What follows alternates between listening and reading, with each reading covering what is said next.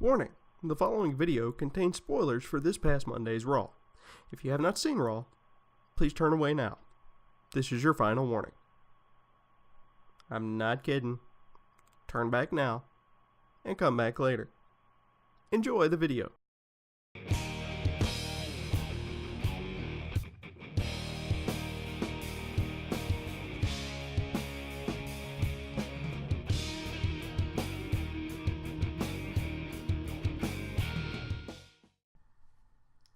What's going on, everybody? My name is Brandon Duchair Craven, and welcome to another edition of my top 5 favorite moments from Monday Night Raw. This time it is for 7/25/2016, and what a night it was. So without further ado, let's get to this week's top 5 because it's a good one. Number 5 this week, the introduction of the Universal the WWE Universal title. I'll get to this more in my pros and cons later on in the video. It's not needed. It's really not. I've harped on this for a while with some friends. It's just really, it's not needed. You don't need another title.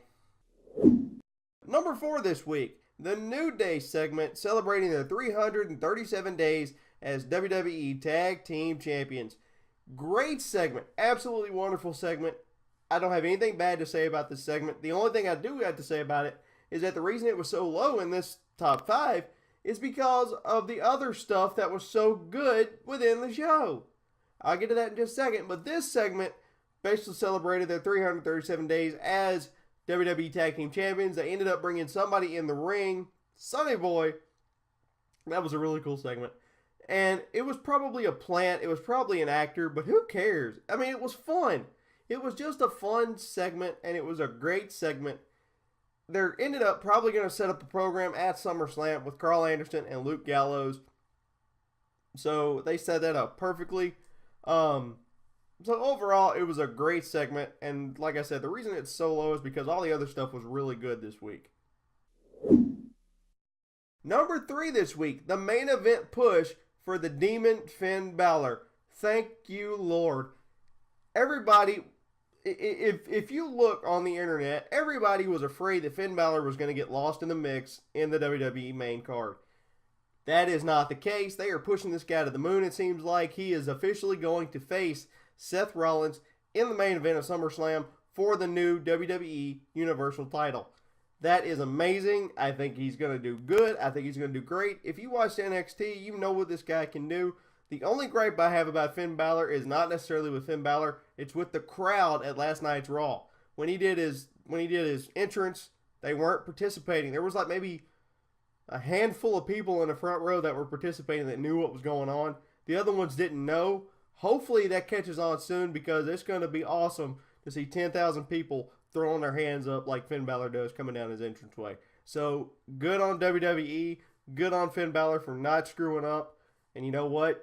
I look forward to seeing what he can do. Now, on the flip side of that, my number 2 this week was the main event match between Finn Balor and Roman Reigns.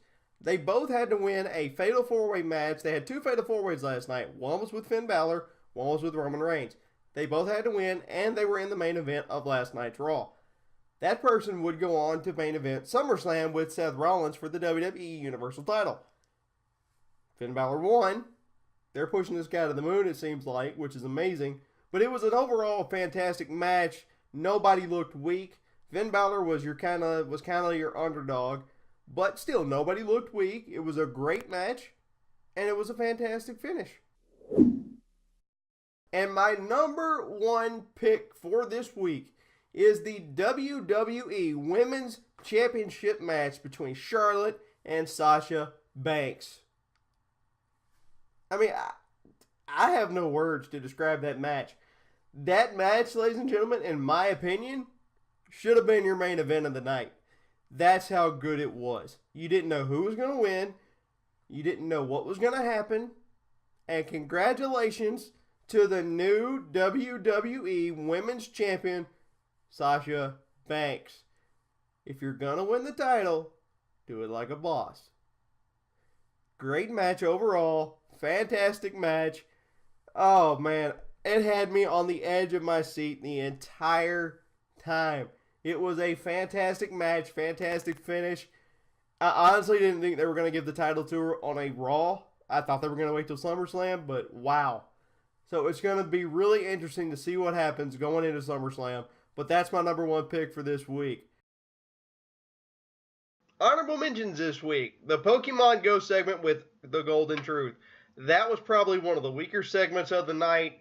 Still, it was very funny. I loved how they got in the ring with Enzo and Cass during their match and just was looking for them. It was that has become the new fad. I don't play it, but it was still a great segment. Now, let's get to the pros and cons for this week. My pros for this week were outstanding matches. They didn't do a whole lot of talking this week. Fantastic job. Fantastic matches. Great matches. Overall, that is my number one pro for this week, and that is something that I think everybody harps on as they talk too much.